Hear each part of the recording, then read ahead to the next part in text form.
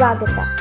ಬನ್ನಿ ನಾವೆಲ್ಲರೂ ಸೇರಿ ವಿಜ್ಞಾನವನ್ನು ಸರಳವಾಗಿ ಕಲಿಯೋಣ, ಮಾಡಿ ನಲಿಯೋಣ.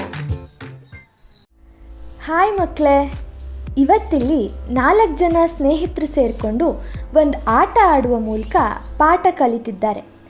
ಈ ಬಾಲವಿಜ್ಞಾನಿ ಹಾಕಿರುವ ಸವಾಲು ಏನಂದರೆ, ಬಾಟಲ್ನ ಬಾಯಿಗೆ ಒಂದು ಸಣ್ಣ ಕಾಗದದ ಉಂಡೆ ಇಟ್ಟು ಅದನ್ನು ಊದಿ ಬಾಟಲ್ ಒಳಗಡೆ ಬೀಳೋ ಹಾಗೆ ಮಾಡಬೇಕು.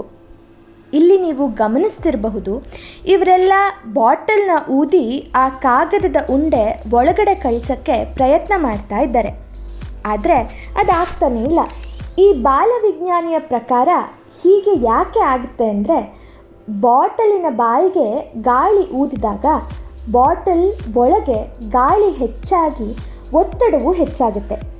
ಹೆಚ್ಚಿದ ಒತ್ತಡದಿಂದ ಹೆಚ್ಚಾದ ಗಾಳಿಯು ಬಾಟಲ್ನ ಬಾಯಿಯಿಂದ ವೇಗವಾಗಿ ಹೊರಗೆ ಬರುತ್ತೆ.